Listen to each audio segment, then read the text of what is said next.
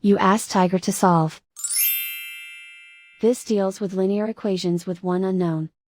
The final result is n equals 4/7. Let's solve it step by step.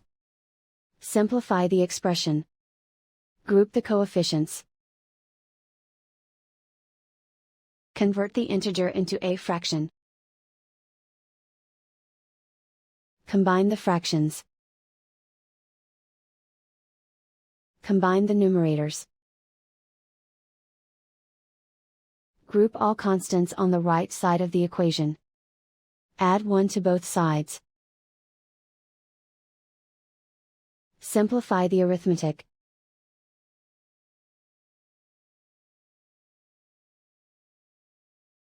Isolate the n.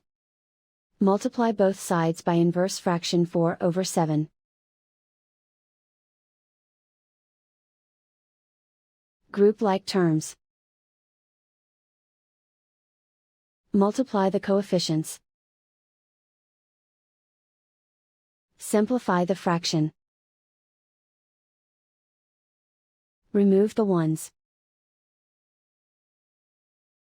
And so the final result is n equals 4/7.